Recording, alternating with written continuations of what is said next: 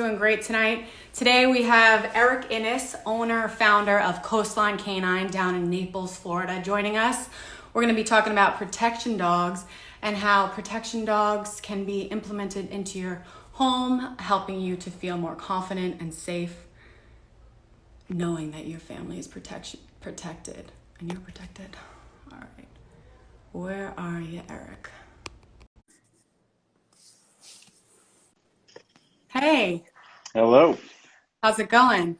It's going here in North California at the moment. Very nice. Very nice. Thank you for joining us tonight. No, of course. Appreciate it. Thank you. So, this last year has been absolutely crazy. People are feeling anxious, worried about the future, and wanting to feel more secure with themselves and with their families. Can you talk about how implementing a protection dog into your life is helpful in that way? Of course. So what we do is primarily what we're known for is family protection dogs, right? Um, throughout the past year or extended period of time, actually, the past handful of years, people are starting to come around to the idea of that they can have a dog that can be a family companion, member, however, have the ability to also be a family guardian or a family protection dog. And people are starting to come around the idea that what was originally once thought that was just, you see, the canine means police or military, right? Um, People start inquiring more about having a dog that fits the role of the family member, but also does something for you, right? So people generically tend to have, I think on average right now, people have the equivalent amount of dogs as they do children. And however, most of the dogs and most of the breeds, as you could probably understand, there's not much reciprocation in ability outside of just um, stimulation or companionship or being able to pet this dog and this dog makes you laugh and do it. So there's not much of a um, ability that the dog can do for the owners, but they still have to maintain this pet, right? They still got to eat, they still got to walk, they still got to engage it, they still have to provide shelter to it. So people are coming around that it is possible to have their cake and eat it too, and having a purpose-driven dog. Now that's nothing to say like you can have whatever pet you want and breeds, and different dogs are fun and they do different stuff. But the idea in a ecosystem or a society that where self-reliance starts becoming a something to consider, um, I think it's becoming more of a topic that is digestible for people to go, well, maybe I should get a dog that can that I can receive some peace of mind because the dog can do X, Y, and Z, and maybe I should stop relying on other people, or I should stop assuming that the cards are always stacked in my favor, and I live in this nucleus of everything is copacetic.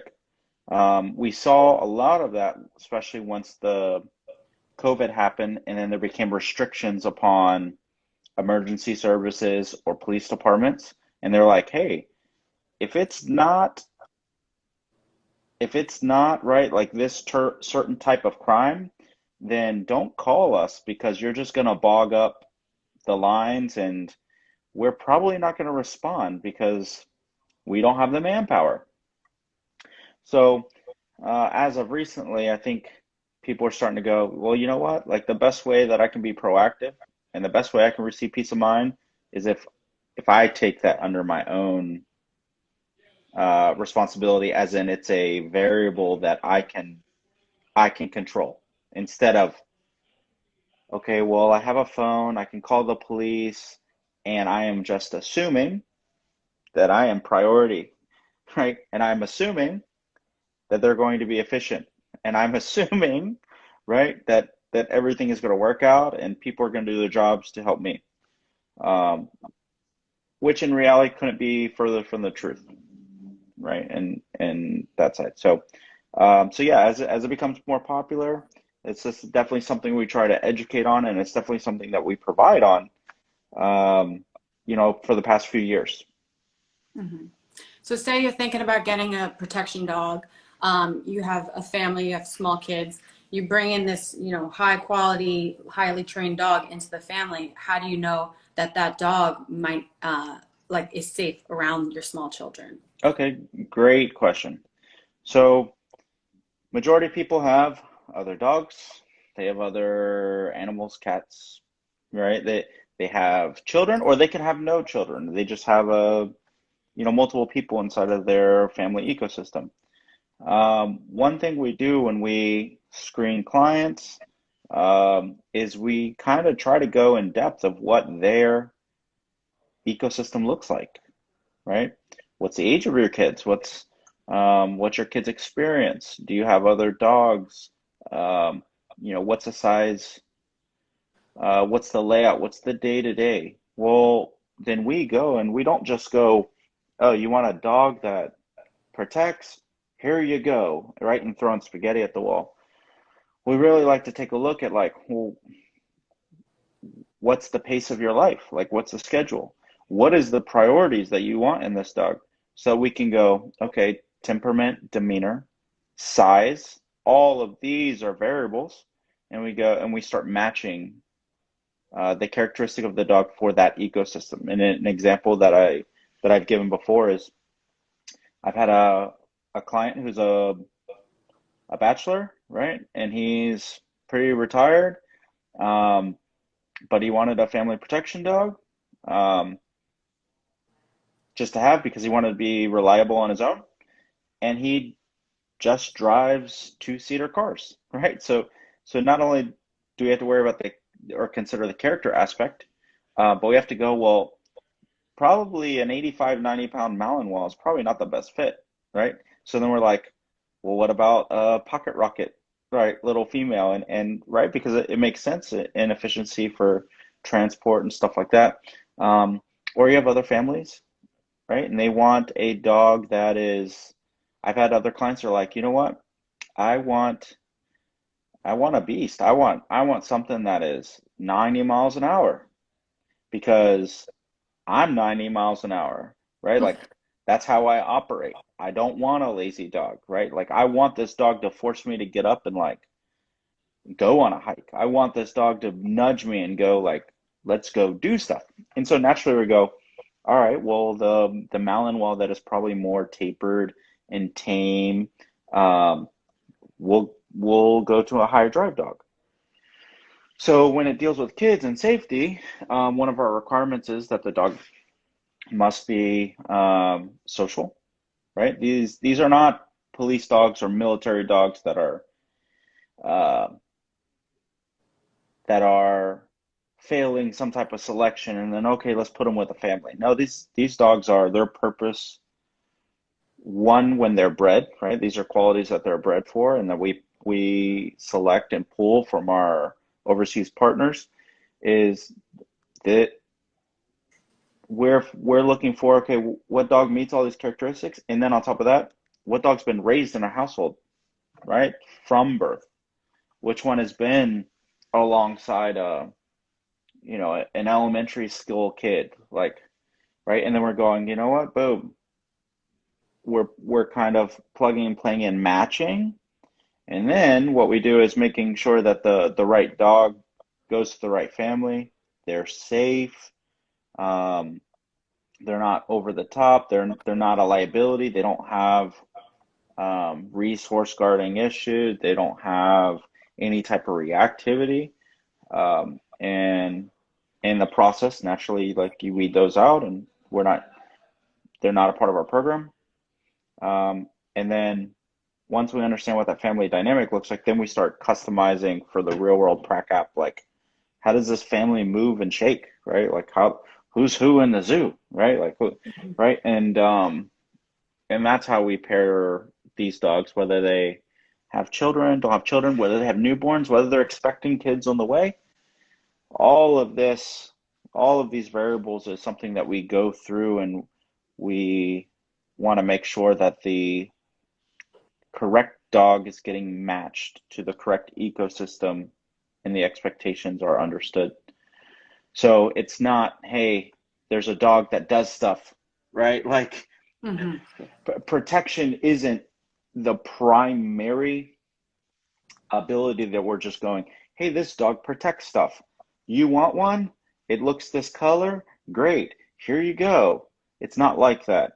It's more, okay, character, temperament, demeanor without sacrificing protection.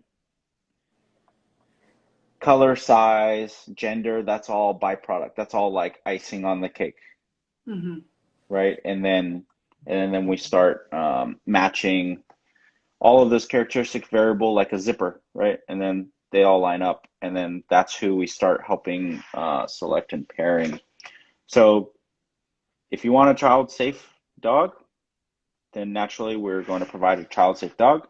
If you want a dog that is a missile, right, and that's not a consideration, and you don't care, right? Some of these are a la carte. So if you're like, that's not a concern of mine, I just want I want what I want, and I want these abilities, these attributes, then we'll be upfront and say, you know what, this dog maybe is not a social, but that's also because that's your ecosystem. You want a dog that's not a social. Maybe it's just you. Maybe it's a piece of property. Your requirement is not to do this. Mm-hmm. So each client is completely different, just like each person's ecosystem is completely different. And so we match and we a la carte those specific dogs to those requests. Mm-hmm. So I imagine when you're bringing, say you want a missile type dog, Mm-hmm. and you work out, logistics and all of that. Yep. Is the owner, say I call you, hey, Eric, I want a Mm-hmm. missile of a dog. Can you Yeah. train me, the owner, Mm-hmm. to handle this missile inside my home? Yes, 100%. So part of our program, um, outside of, or what's incorporated in the financial investment and the logistics, is that just like we're here in California, typically 3 to 5 days, we do a turnover, we do an integration. We're in the mix. We're in the house. We are at breakfast, right? Where you go get your coffee, we're going to go get coffee. Like where you go to get groceries, we're going to get groceries. Like we're going and holding a miniature kind of like trainer handler camp, right? Going Mm-hmm. from this is a leash, right? This is how you hold a leash, right? And then we Lego and build blocks systematically to the point where after that week on the initial integration, like that owner is going, we're hands off and we're observing, and they're going to go eat where they go eat. They're going to go shop where they go shop.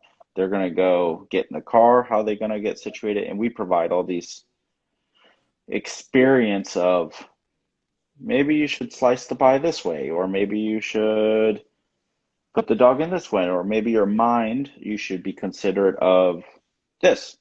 So 100%. What we do not do is go, hey, we have a dog for you. Come pick it up. Like, and unfortunately, there are a lot of companies out there that do, right? Like, oh, you want a Malinois? Here, the price is this. Great. Here's your dog.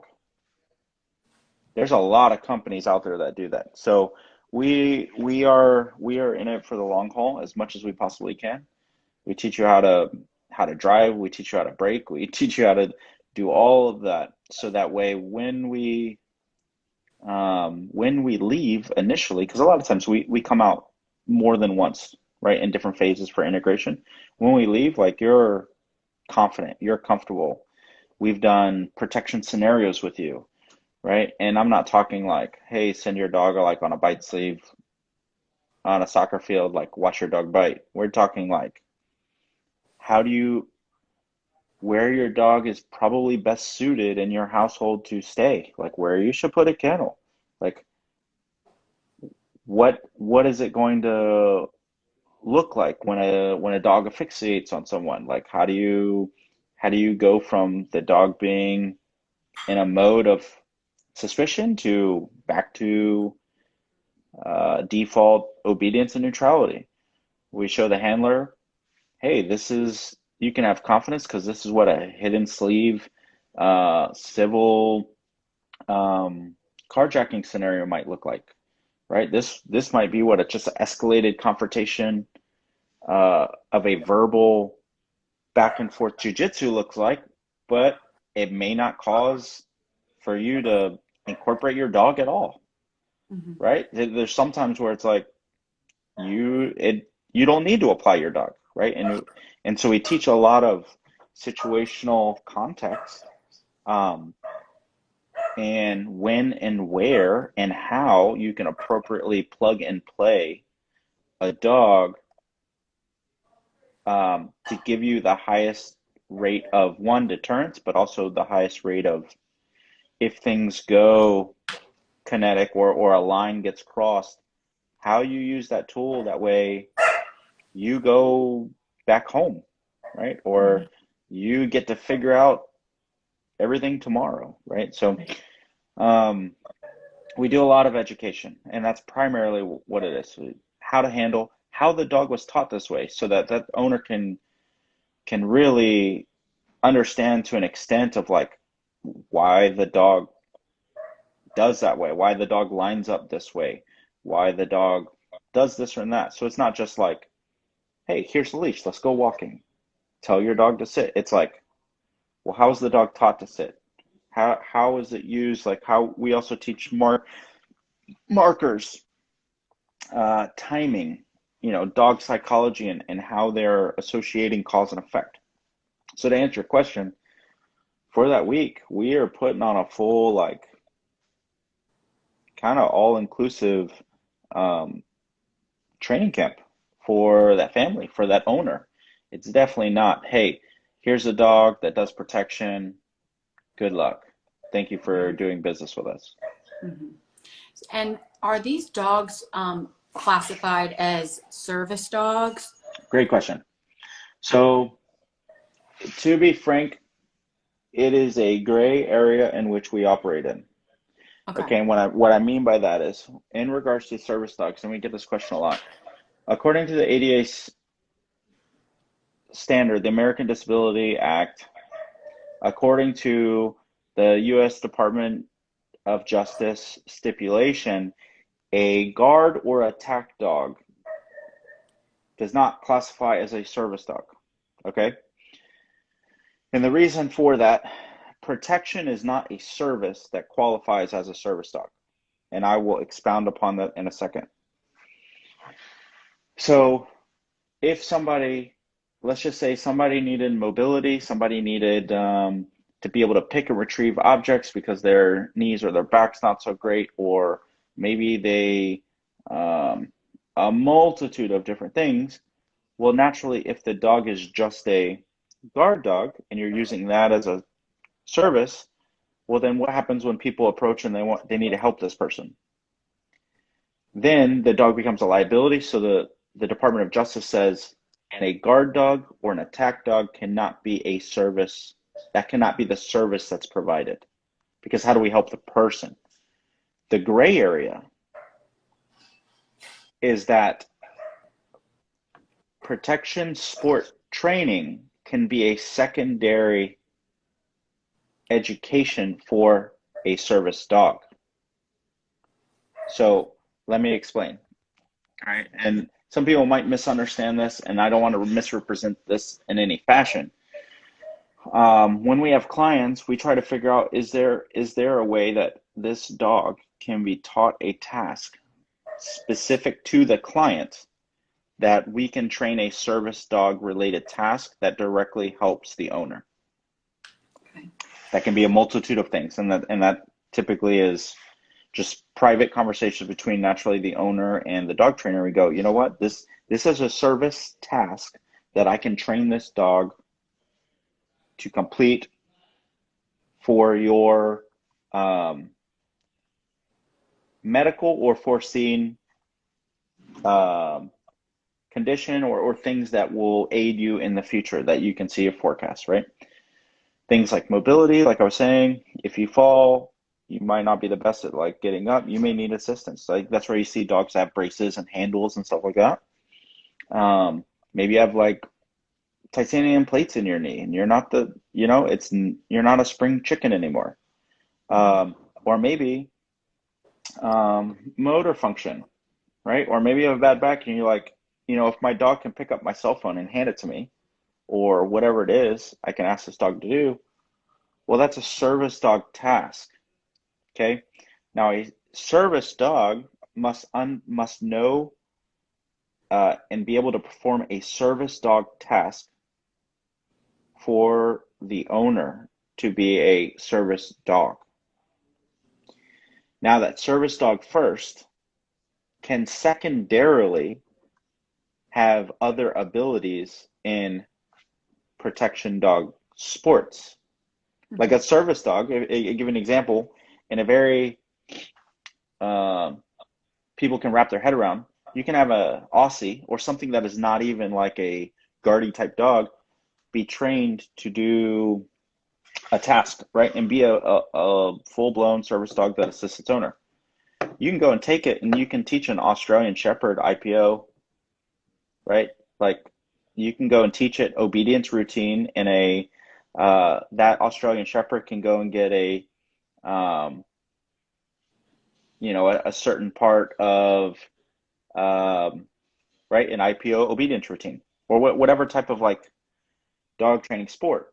So this service dog has secondary training, protection, but the primary function of this dog is service related.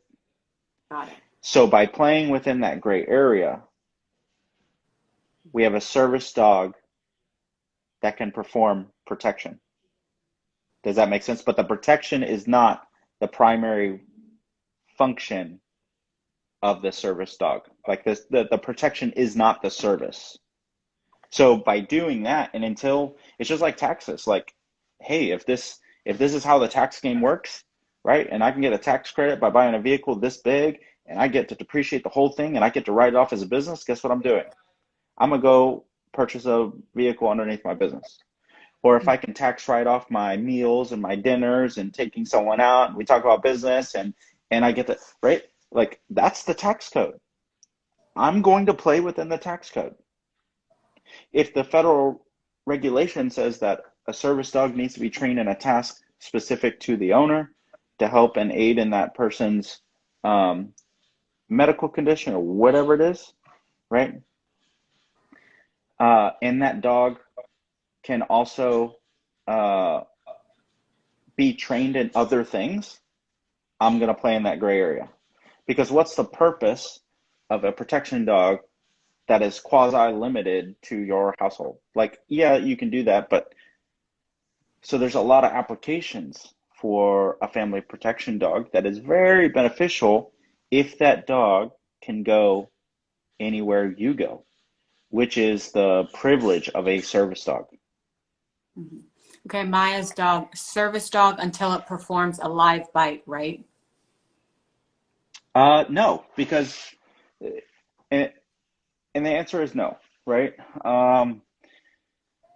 Like, and people get twisted on like, what's a live bite, right? Like, how many Chihuahuas got live bites, right? Like, what? Because when you're talking about dogs, you're talking about a less than lethal application. You're not talking about a firearm. You're talking about a dog bite. But then the articulation, right, is going, well, there's also gray area. Did you tell that dog to go do A and B? Or did that dog, upon animal instincts, feel that it was in danger and reacted to that situation on its own? Right? So So there's gray area, and as long as that we can establish that we have a dog that is social, we have a dog that is under control, we have a dog that is neutral to stimulus, neutral to um, neutral to like all your everyday stuff, right? And is not a liability. I've had clients that had real protection engagements, no issues, Okay, thank you for that. right? What are some of the major differences you look for when screening personal protection dogs versus LEK9? And Great, what is great. LEK9? Law enforcement. Got it. So a law enforcement canine. So major difference a lot of times is um, sociability, right? That's a number one disqualifier because if you have a defensive dog, no way it can be applicable. If you have a dog that is too high in prey, like like neurotically high in prey, well then naturally like it's going to be very difficult to create that dog to be neutral around everyday things that can be observed as prey. For instance, a person riding a bicycle, right? Zooming past you, moving, prey, right? Could be misinterpreted as prey. Well, if the dog is just comes unglued and because it's moving, well, how many things move in your everyday life? So the difference a lot of times, and I'm not saying that law enforcement dogs don't have to have obedience and they don't have to be neutral when they don't have to be. Um, but am I concerned really about am I concerned really about whether my dog um, is neutral to a jogger? Maybe if in a law enforcement capacity, probably not because I'm taking this dog out and I'm going to go. If it's an apprehension dog, like I'm going to apprehend someone. Mm-hmm. My concern is not whether my dog's going to get spun up because Johnny kicked a soccer ball, right? So level-headedness um, and clarity inside the dog's mind is probably the number one attribute that I look for that separates the two, if that makes sense. Mm-hmm. Okay, between a Malinois, a Dutchie, or a German Shepherd, what do you prefer for personal protection dog with a family? Very generic question. I know you asked like three different breeds, but it's very generic, right? Because um, are we talking about, right, a family of five kids? Or are we talking about a dynamic where parents aren't going to be main handlers because they're occupied by business, right? So the breed, the breed is not necessarily a preference. A better question would be, what would I prefer, right? Like as just a trainer of myself. But to to say for a family, we have families that have all three of those breeds: shepherds, Dutchies, Malinois. So it's kind of a too of a generic question to go, a German Shepherd is better for a family, or a Dutch Shepherd is better for a family. What do you specifically prefer? Me personally, and it's just a personal preference, I like block-headed, stout Dutch Shepherds. Like that's just my preference, right? Um, it's not necessarily a breed thing, but I do know that most of the time your higher drive dog that is going to be um, I think more apt and a higher trainability, faster to pick up stuff is going to be your Malinois or Dutch Shepherd. Well, Malinois typically don't have a stockier presence, except for like Cash that we're here with our client. They normally don't have a stockier presence because you typically get the leaner, right, like French or like Belgian line dogs that are more sleeker, kind of more mousy, right? Mm-hmm. Well, Dutch Shepherds, um, historically, they have an infusion of most likely other breeds or other bully breeds. So that's where the brindle can come in, right? If you the tiger stripy brindle comes in, well, those dogs have a genetic disposition to be stockier, thicker boned. So, not to say that Malinois can't be that big, So I like the presence, right, of that just a little bit wider stance, a little bit wider head, but I still like the intellect, right, of the Mali side. Um, they typically have shorter, finer fur. And then German Shepherds, while typically they have less edge, um, they can also be a longer road to like train, a little bit slower to develop, right? And also maybe a little less, um, a, maybe a little less in the fuel tank when it comes to training, living, right? They're going to tire up easier. And so my preference kind of is if I can have a really intelligent dog that also his presence is a big stamp, right? That's my preference. So that's a good question though. Thank you for that.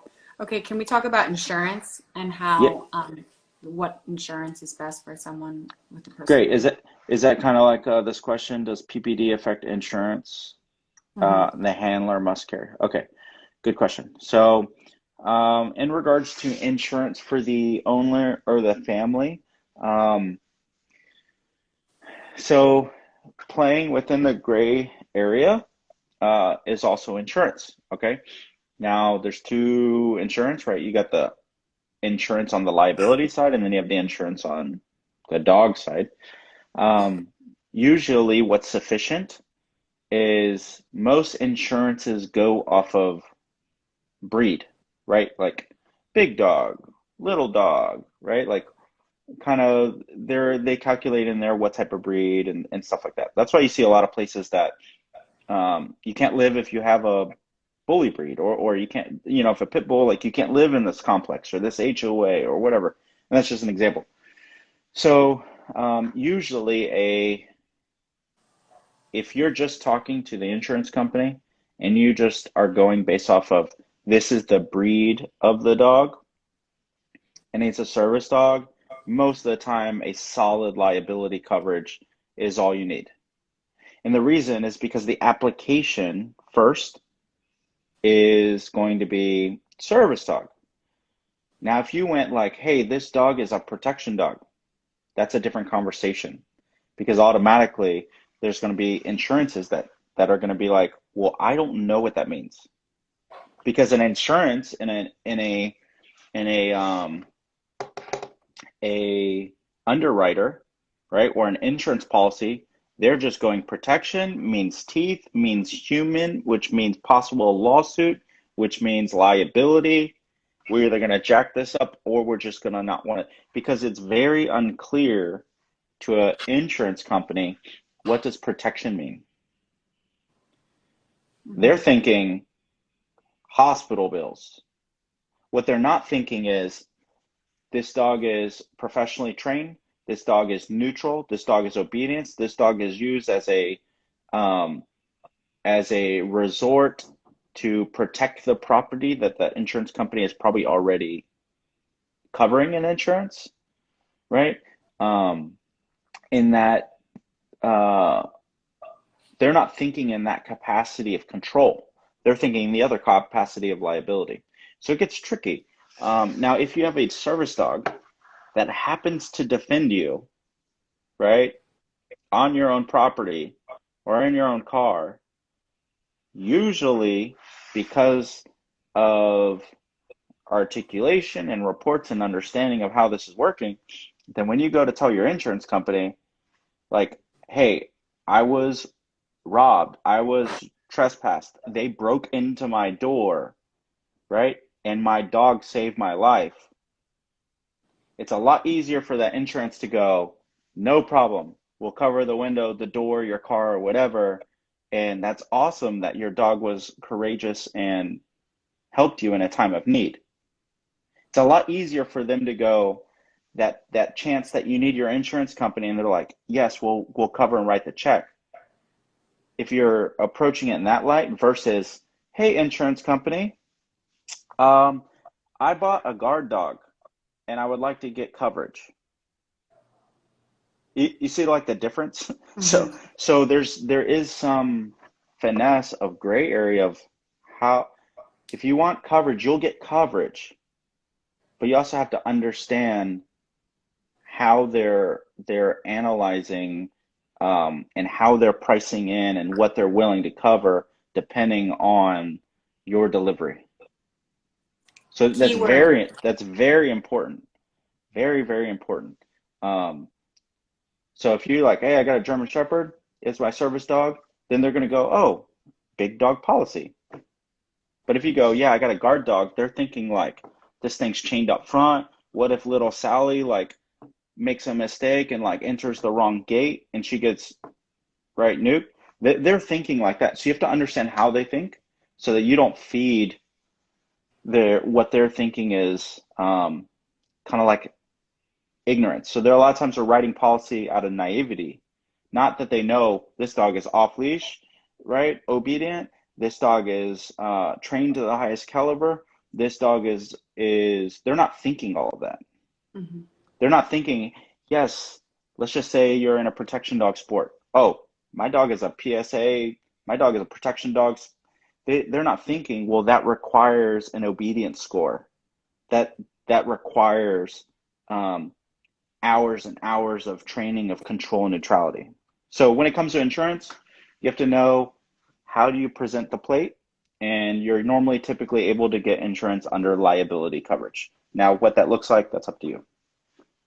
Keyword, finesse. Yes. So thank you for that. Eric, can you talk to me about your experience before starting Coastline and Yeah, how you of got all course. this information? Of course. No, that's I appreciate that that question there. I actually just posted that we this week, a few days ago, we hit our like 5 year anniversary of being, an established company. Um, Congrats. the experience of myself, our staff, is a little bit unique in the sense of our backgrounds. Now, our backgrounds aren't everything; they just give us a good foundation. So my personal background, when I was in the military, uh, I was in a special operations unit. Some people know as the Army Rangers. Um, I was a normal member of a team there, and after a few tours, a few combat tours between Iraq and Afghanistan, I wanted to do something different. So I actually wanted to uh, go and be a sniper. So there was like a slot open to go and be a sniper because I was like, man, that's a cool spot to have, right? Um, but someone had more tenure than me ended up getting the slot. So I did not get the sniper spot, which is good because I don't think I'm the best with calculating math. So that worked out in my favor. But because I had been around a little bit, they, I was asked specifically if I wanted to try out for the canine section of the unit. And so the primary function of the canines in that unit is looking for IEDs, right? Bombs, tripwires, right? Because it's a combat environment, and then also apprehension, looking for bad guys that may be hidden or trying to ambush or surprise us or something like that. Um, so I decided to go that route. I went to Von Lake Kennels for basically a special forces handler course. Once we graduated that, we came back to our home unit and we did the advanced canine handler course, which requires fast roping and sliding down ropes from helicopters and um, clearing buildings and rooms and tactical and shooting with your dog and doing all these different movements. Um, and then I did 2 combat deployments as a canine handler, and they were very successful. No one got hurt or anything like that, even in the height of the war and some of the most austere environments. So that was good. We accomplished a lot of, capturing of high value targets and stuff like that. So I felt, man, this is definitely unique. This is a niche, right? Um, so once I exited the military as a canine handler, I didn't know what to do. I was like, oh, well, let me try dogs. Let me try it in the civilian world. So I called around in Virginia Beach, a few different places to just volunteer, just pick up poop, walk dogs, and I found a place, right? And that company was called Cobra K9. And I think from that time of transition, uh, you know, I helped, I volunteered for a little bit, and then by the grace of God, I got accepted in a very prestigious spot in being invited to be a dog trainer for the Navy SEAL program that that company had under contract. And so for about a year or so, a little bit more than that, then I was helping Navy SEAL teams and their dogs, putting them through handler courses, preparing the dogs, making sure that these Navy SEAL teams and the canines, are ready to deploy, ready to go on missions, and to be able to do that. Um, After I left there, uh, I was able to go on a short contract for about a month or so, down to South America, right? Done by the same company, and so it was actually a really neat experience. I went down there with a Guatemalan Terp, canine Terp, and during the 2014 World Cup, at that time frame, I was in South America, and we put almost 30 dogs through become detection trained and certified in a month, and these were brand new dogs from Europe. And so from zero to hero, ready to be certified for police, about a month, and then also do a trainer course for handlers to become dog trainers. And so once I accomplished that, I felt like I had a lot of confidence of going to a foreign country. I don't speak Spanish, right? And being able to teach, 30 some police officers how to train detection dogs and handle dogs, and then train those dogs, basically just communicating through a terp. Then I felt like, wow, this is maybe technically, does this count as being an international dog trainer, right? And and so after that, kind of went on my way, shooting instructor for a little bit, and then that's when I actually just started walking dogs. Like Coastline K9 was created because I became a dog walker first. So, which is kind of funny, right? Like, but I knew that I couldn't just jump in and go, oh, I train dogs when nobody knew me outside of the military capacity, right? Susie down the street didn't know who I am, who I existed, right? So I started walking dogs, and once I built enough Rolodex of just walking dogs for like $5 an hour, like I would walk dogs. Then I started training those dogs, and I started improving them, like when I returned them back to their owner and stuff like that. And they're like, wow, like Fido is completely different. Like this dog can walk on a leash. Like this dog is doing stuff. And then those clientele started turning into training clientele. Training clientele started into a bigger Rolodex. Bigger Rolodex turned into, well, can you help me raise this puppy into a protection dog? And then that rolled into providing protection dogs. So during that whole time, my wife was there helping me go through that because we were just kind of hip pocketing off the cuff. And then in 2016, then I had done it for about a year, training dogs and, just by myself out of my garage, essentially. Then we established the company, and all the way up until 2 years ago, it was just me and my wife, no employees.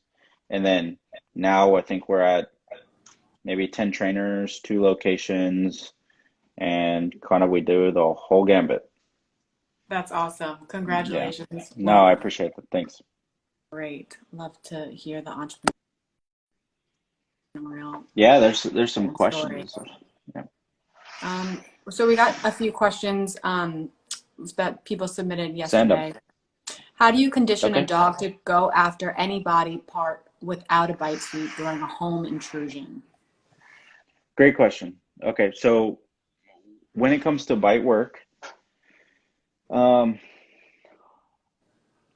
this can be kind of tricky slope because dogs, each dog is a completely different variable, right? And all their drives are completely different. But in a nutshell, um, we teach the dog first, biting is a game, right? And you see it in Instagram and you see all this training, and it's primarily shin, forearm first, right? And you go through all these different sleeves. Well, once you're able to get to a bite suit and the dog has grips, the dog has placement, the dog has confidence. Once you get to a bite suit, now you're not stuck just using forearms or leg sleeves. Right now, you can start teaching the dog that um, what is presented is what you got to work with. So once the dog can now be confident in different places on the body, we don't teach the dog to be hectic, right? And that's I want to clarify. We don't teach a dog like, hey, like you see a pistol in a hand, like go for a hand. Like you see a knife in the hand, go for there. We don't have a. I don't really believe in a whole bunch of a dog that just bites something, leaves, and goes to get something else because it's moving. And that's a whole different topic in regards to, some training technique and real world application. But once the dog can get to a level where the dog is confident, the dog is secure, the dog understands grips, bite placement, and how to confidently defeat someone in a bite suit, then we start going backwards. And not backwards, but we start stripping the decoy down. So the decoy goes from a bite suit, and then the decoy starts going down to thinner sleeves. Once the dog goes from like bigger sleeves to thinner sleeves, and you start doing the opposite, you start shedding equipment, then you start teaching the dog that no equipment, the dog can still accomplish and get rid of conflict. And once the dog is confident and not focused on equipment, then you can start hiding equipment, right? Really thin sleeves. You start hiding fire hose, right? Like we use fire hose that it just looks like I have a long sleeve on, but I'm protected through fire hose underneath there. And so we start teaching the dog, once the dog understands fundamentals of grip and strength, now we can start presenting bodies that are hidden, that doesn't look like a bite suit. And the dog can still have the same confidence through conditioning that I can bite them here, I can bite them what's presented, as long as that's what we're showing them, because it's semi-dangerous for us, right? Or it's kind of risky. But only once the dog understands how to do everything on the bite suit, then we start removing, and so the dog can understand it's not the bite suit, it's the person. Mm-hmm. Once it's a person, then we start teaching the dog it's not material, right? And then we start shedding down. So that's when you'll see us in different trainers, you get to a point where you're using fake arms and stuff like that. So now they're going from jute, bite suit, cloth, puffiness, right? No more Michelin Man. You got this synthetic rubber arm. And then once they understand that, then pretty much the dog is confident in the entire escalator of fun game all the way to no material, and it's a lot of conflict, right? The dog is doing conflict resolution and figuring out how we can defeat the person that doesn't have this big prey-driven Michelin Man suit on. So to answer your question, it's a roller coaster of teaching the dog be confident with all the material. And once the dog is confident with all the material, we start removing the material and teaching the dog to be confident without material. And so now the dog just looks as kind of what I'm able to get, I know how to effectively make, or hopefully make the threat or the person go away, right? In a nutshell. I can go deep in all these questions, but I just want to keep it like... Copy that. Got it. Yeah. Do you believe, from Plum's Mayhem, do you believe you can make a puppy too prey driven?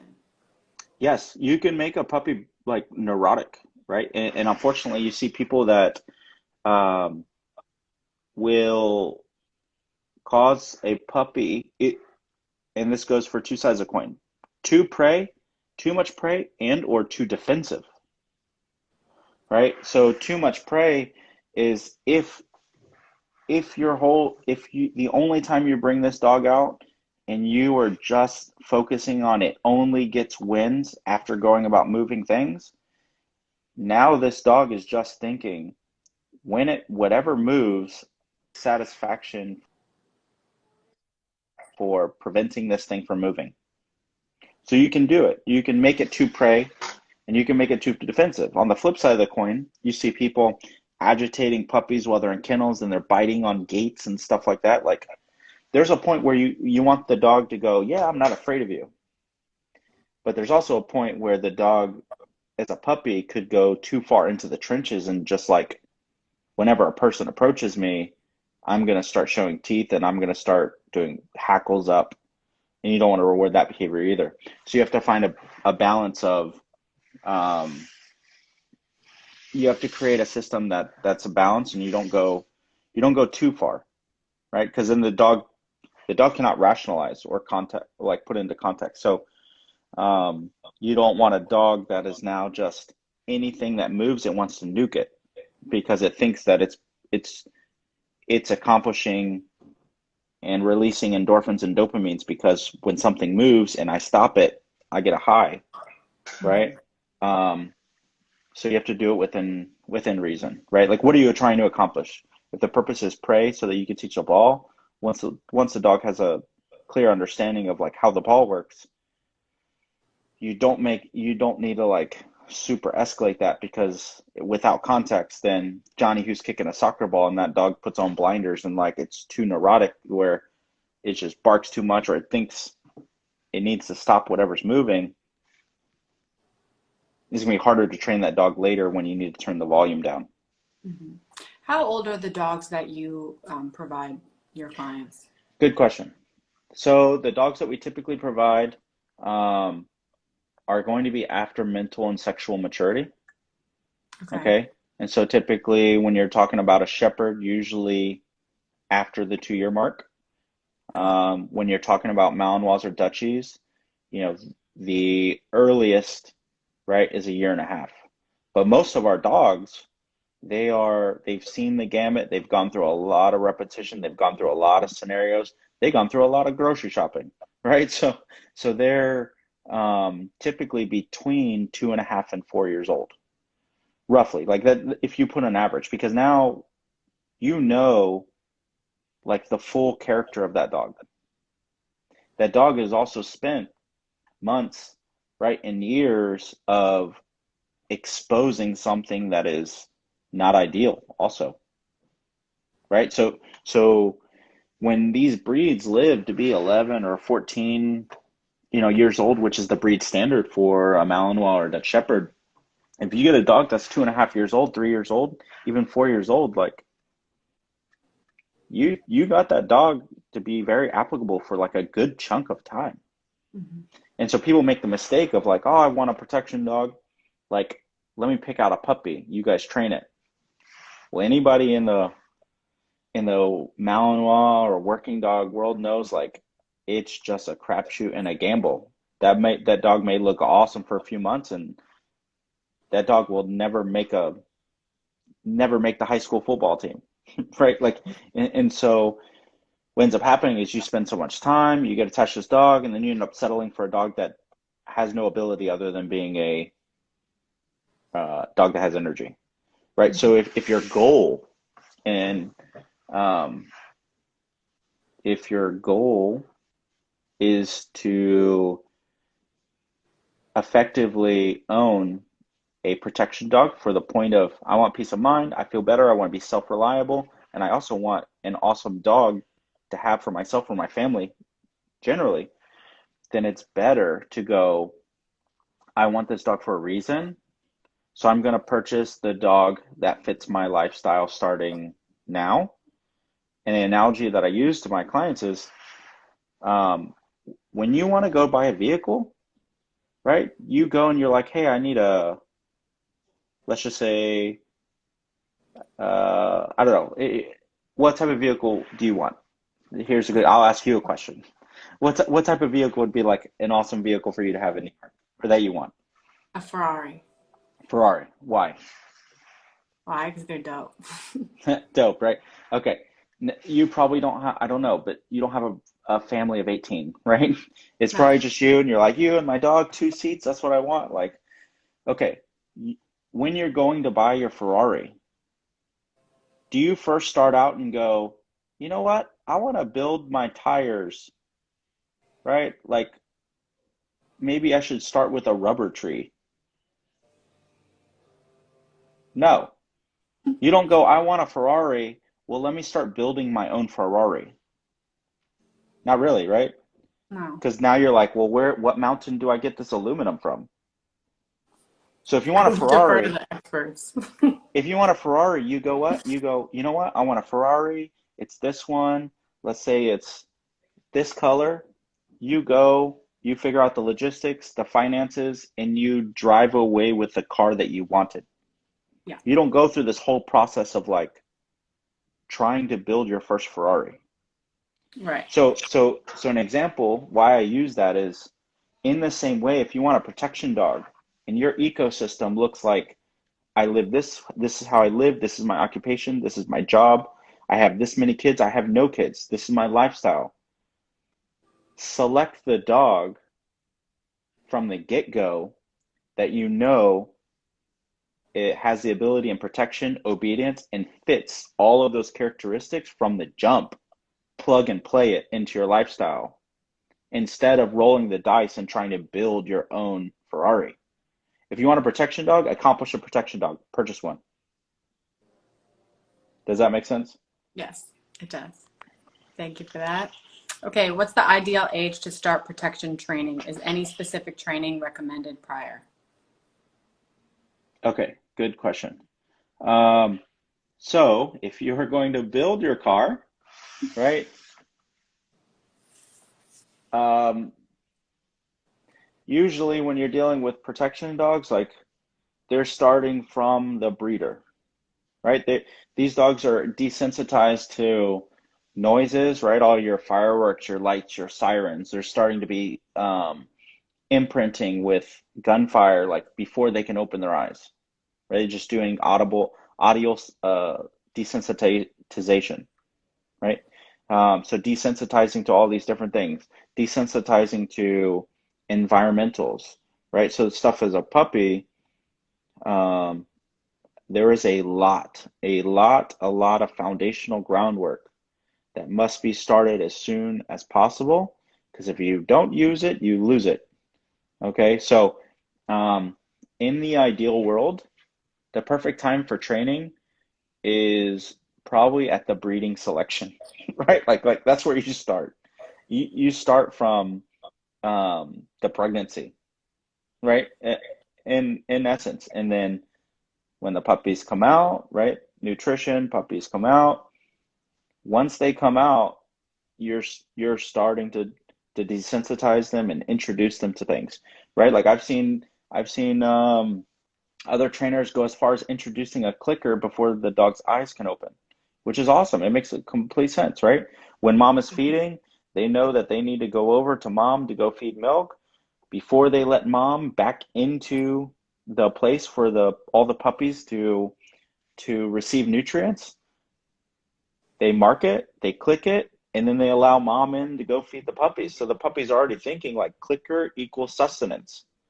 Clicker means I'm about to get fed. And that starts, the puppies have never even left the whelping box yet, let alone introducing them when they're 8, 10 weeks old, right? And you're trying to do some like sit and click and introduce a mark. So when it comes to protection dogs,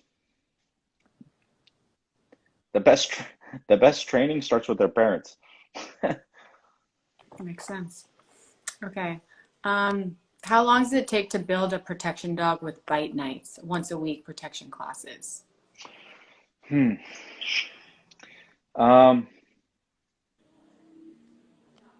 Kind of a loaded question again, right? A lot of protection dog is very niche because there's a lot of variables. So if you're just doing like bite night once a week, a lot of clubs do it, or a lot of groups, or a lot of trainers offer something in that capacity. Um, the road's going to be long, right? So you got to start as soon as possible. It also behooves you to start as soon as possible because you also need to keep an eye out and see like is it at I want to know sooner rather than later if this dog does not have the interest or drive to be able to do this capability. However, if you're doing some echo, if you're doing bite night once a week, that's like trying to learn another language, but you're one class a week for 1 hour. It's not as efficient if you did any type of reps, go to the gym, learn a language, right? More than once a week. So the longest road you could take is just doing once a week. Now, on average, you'll see these dogs are, 2, 3 years old, and that's if the handler and the trainer combo in which you're going to do this bite work, that's if they are professional and know how to build a dog. So you kind of have to remove is what the mentality, if there is one, and I'm not saying there is once a week sufficient? You have to start asking a question, is that the right question? Mm-hmm. Does that make sense? It does. Okay. Can you walk me through what the ideal schedule is for the dogs that you provide, or would be considered a healthy dog? Like, do you mean like a daily, or what do you mean? Yeah, like how much activity, how much exercise, like crate time, Yeah. nutrition. Okay. When it comes to protection dogs, um, ideally they're coming out for training multiple times a day, but it's not always bite work, right? Um, Most of the time they're working for their food. So a lot of times it's easier for obedience routines, right? And teaching free shaping, different types of concepts for them to have mental stimulation. So they have to be thinking, they have to problem solve. If they problem solve, they receive sustenance. That same dog, if you bring him out and you're like, hey, I'm trying to feed you, and that dog, right, gives you the deuces, and we're like, well, I'm not really ready. Well, that dog may not come out until lunchtime, until it decides that, you know what, that was probably not the most efficient move on my part. And the dog's like, maybe next time I'll want to eat from the first time it's offered to me. But what you do is you start cultivating a brain that goes, this is my opportunity to work. So once you do that, then a lot of times, most dogs are typically up when the sun comes up, right? It's like animals, that's why roosters crow. So as much as you can, feeding, obedience, potty, all that normal routine. If your schedule allows, it's usually good to get another obedience routine somewhere in the day, right? If your schedule allows. I like to typically do bite work in the evening.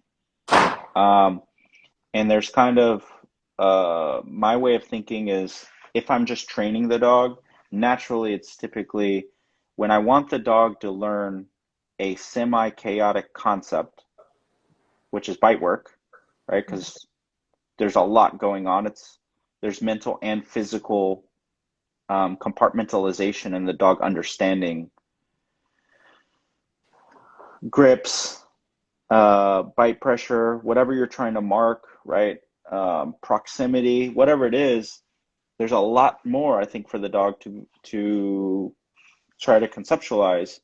And then what I like to do is once that dog does the bite work, that dog goes away to the kennel, calms down, comes out, does some engagement, feeding, neutrality, and then typically like that dog's going back to sleep. Mm-hmm. Unless I'm focusing on something specific, and I know today I'm trying to bring out this dog, it's probably going to take 2 or 3 reps to do, let's say, something specific in bite work. So when it comes to training, you want to train as much as your dog will allow you to, or as much as the dog tells you, I want to train. What I don't do is if the dog is not feeling it, I don't train, but I also don't give them welfare. And what I mean by that is like, if the dog comes out like, yeah, I'm not interested in training, I may withhold whatever meal that is. But what I'm not going to do is I'm not going to introduce the variable of the dog going, you know what, I'm not feeling it. And then me try to introduce something new. And the dog decided that it can tell me I'm not feeling it. And I can create that file that the dog's like, you know what, I told you I'm not ready to work, so I'm not going to work. You can't make me. So I won't introduce things that give me the window for the dog to, right, give me the peace sign and say, yeah, we're not doing that. So I go, the dog's not ready to work. It comes out. It's just kind of not interested, right? Like it happens all the time with dog trainers. And you're like, yeah, my dog is not there to right now. Like is not the engagement's not there. The dog is not really any interest. The dog decides to like rather go chase butterflies instead of when I pop out this Kong ball, flirt pole, whatever it is. Then I go, okay, no problem, back to the bench. Right? So you have to understand what a dog that is telling you it wants to train looks like, and what a dog that just looks like it's happy to be out looks like. In training, you have to differentiate the two. Now, when the dog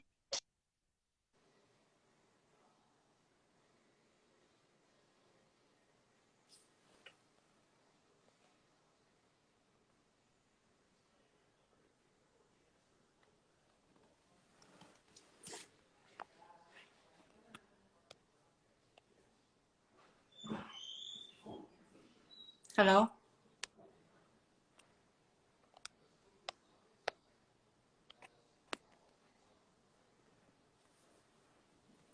Okay, I think we lost. Okay, we lost Eric. Let's see.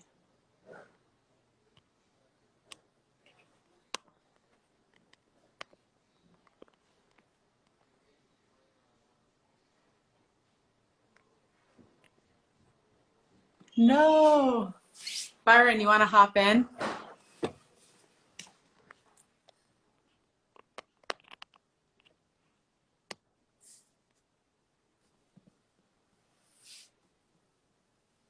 The whole Coastline crew can hop in if you want.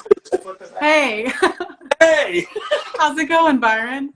All right, here we are. There we go. We're live. Yeah, I don't know. Did your phone die? No, it's doing It's the just little circle spinning. thing on your face.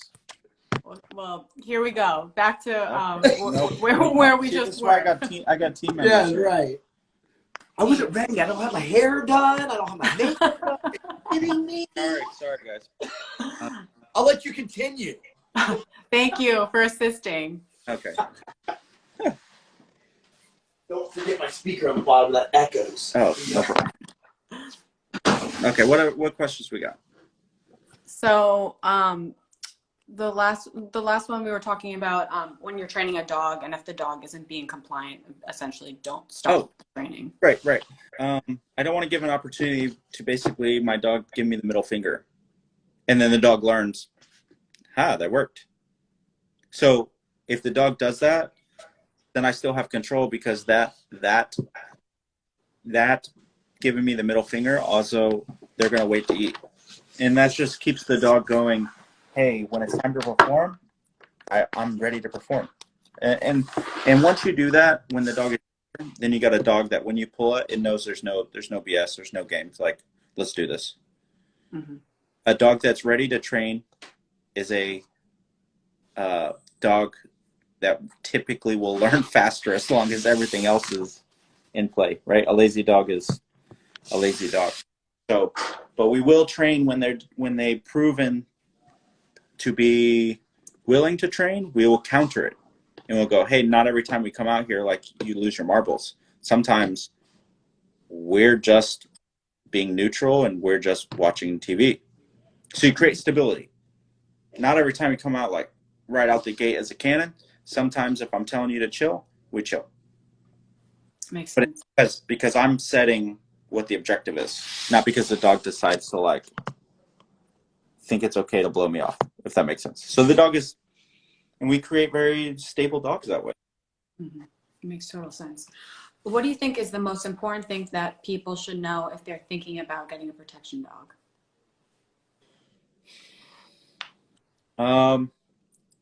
Okay, so there's different points to this question. I think if someone is thinking about getting a protection dog, first of all, there's a commitment, right? And that goes with anything, any type of relationship.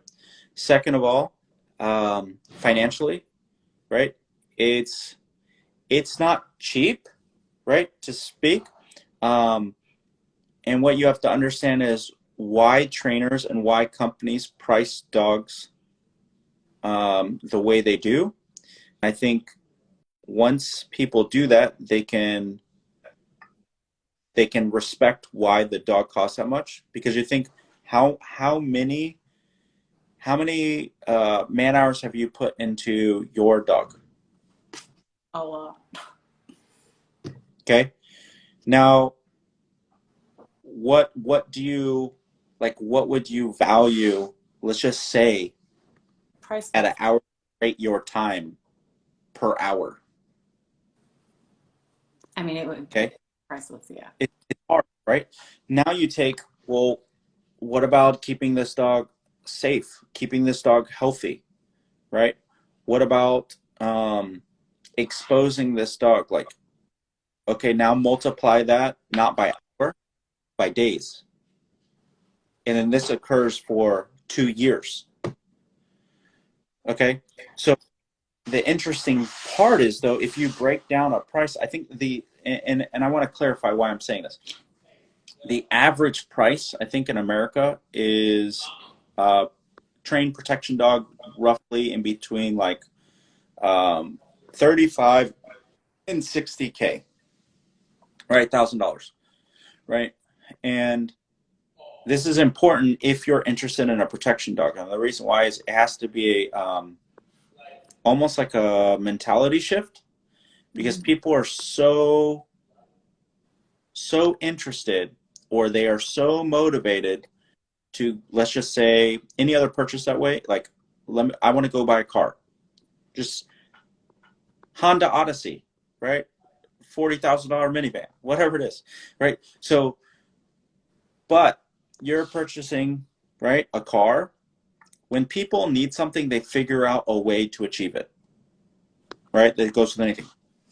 Now take an animal that lasts hopefully more than a decade. Now you take that cost and divide it by a decade. Your average cost per day, I think, is like $2. That essentially means that for your dog to be able to do that for 10 days, it'd be the equivalent of hiring a dog trainer for $2, not an hour, a day. Right? So, but that dog is providing you security, companionship, right? There's all the other stuff that dog could also, because of its training and ability, without knowing it, that dog could prolong your own life or your own loved one's life or whatever it is. So when you look at a dog, and if you're looking at a protection dog, you're going to get what you invest in, and it's not all about, does my dog bite? The second part of that, outside of the financial investment that people have to come to terms with to be palatable, is that when it comes to a protection dog and you're interested in it, protection dogs are not specifically just for people who have a foreseeable problem or point of conflict. Okay? And what I mean by that is, I get this sometimes with people that are like interested. They're like, oh man, a protection dog would be awesome, but I live in this amazing gated community and I pay a HOA for security guard up front or whatever, or I don't think people are too much interested into me, because people have a misconception that like people are only interested in you if you have a net worth. That's not the case at all, right? People that have ulterior motives primarily function off of what's advantage in the moment, right? Uh, so just because you're not a target, you don't have someone who has a restraining order, or you don't cause problems. Um, that's not the only reason an application for a protection dog. Like, that's not the only validation. Um, we have clients from all walks of life. They invest in a protection dog because they know what, like, by adding this layer, I make myself a harder target for the next decade. If I'm a harder target, I'm least likely to face conflict. If I'm least likely to face conflict because I'm a harder target, how much more quality of life can I potentially attain through this investment? Right? So everybody, to an extent, considers security. If you didn't, you wouldn't have a front door, right? Like, you would not have a lock on your car, right? You would not, right? So people have the idea, but sometimes people get it twisted and they think, oh, I'm only interested because I'm a hard target, or I have an active target on my back. So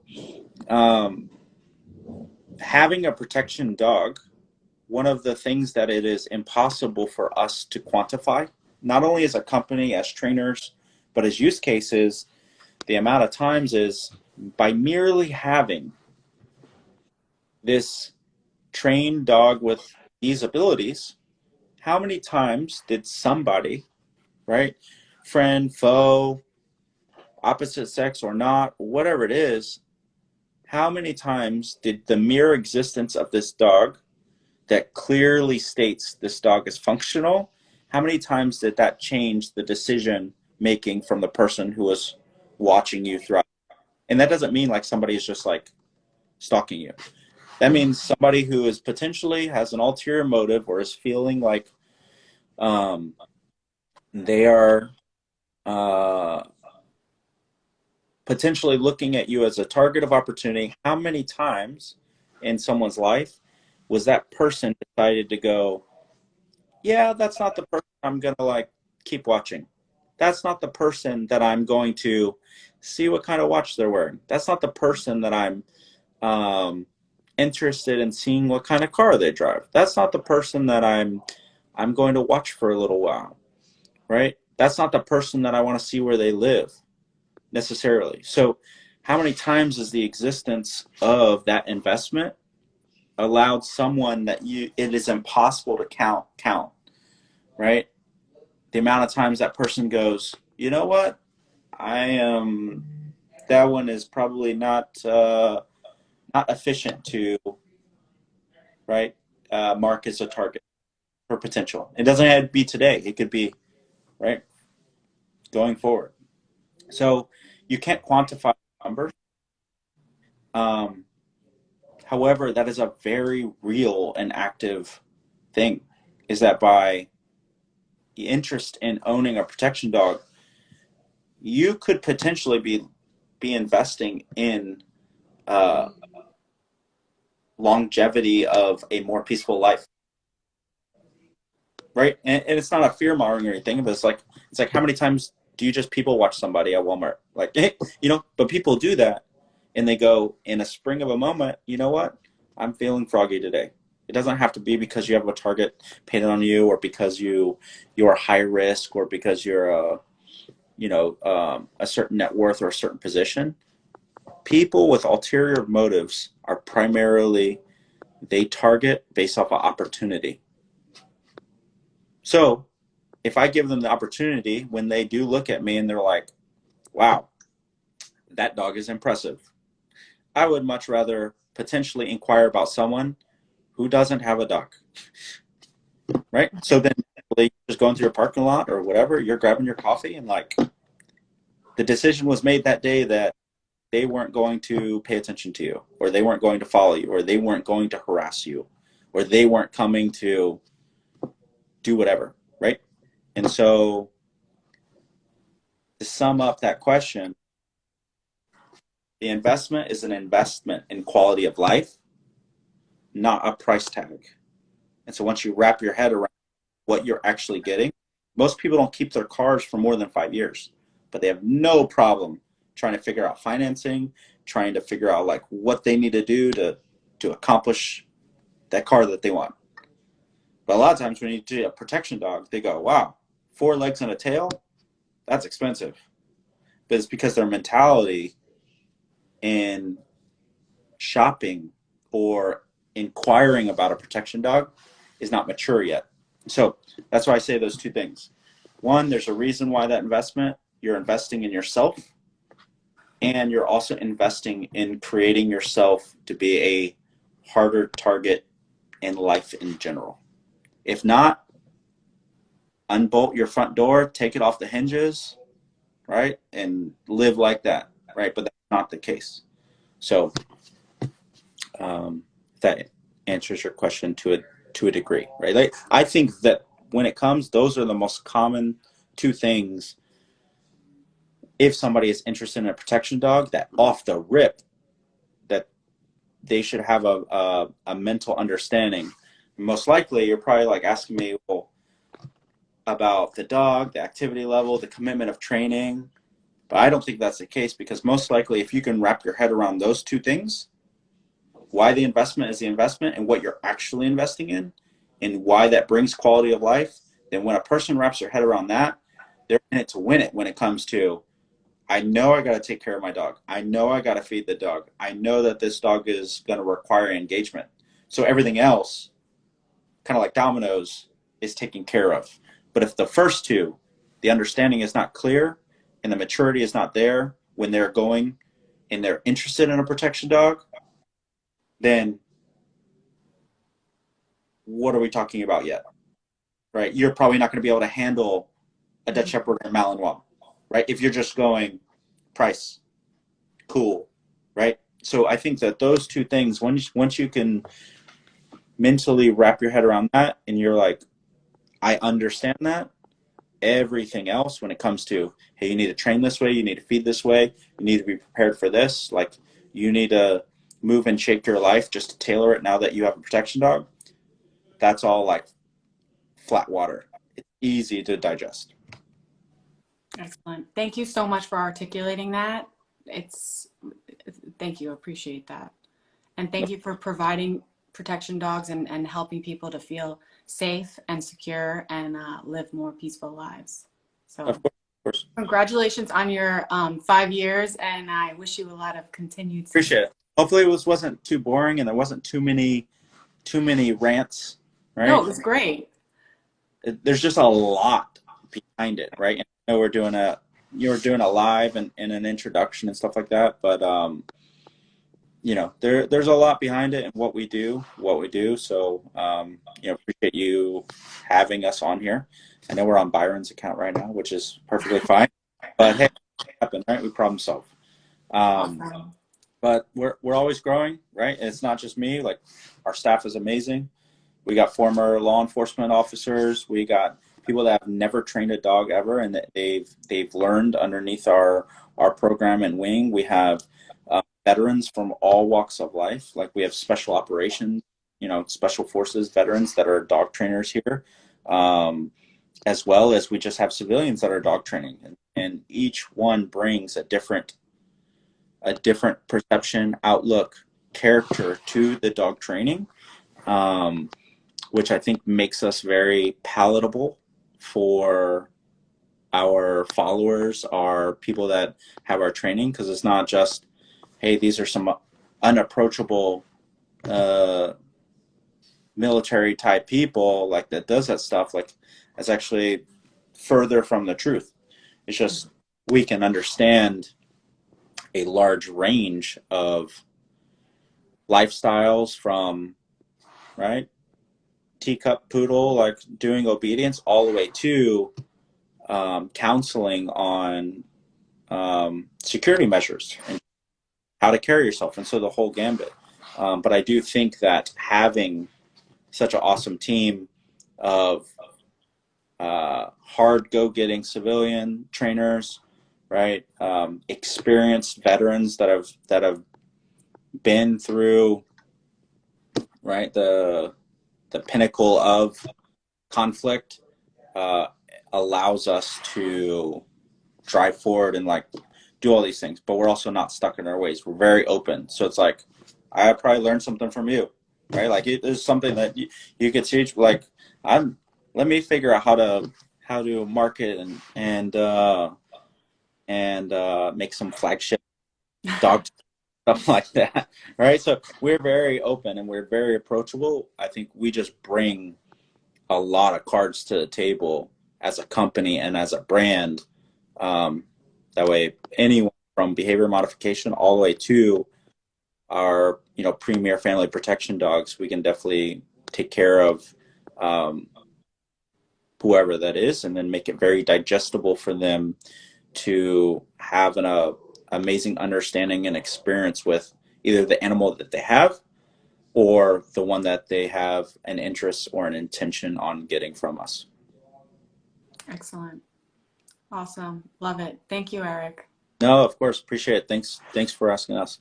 Have a good night and enjoy the rest of your time in California. Will do. Thank you. Okay. Talk to you later. Bye.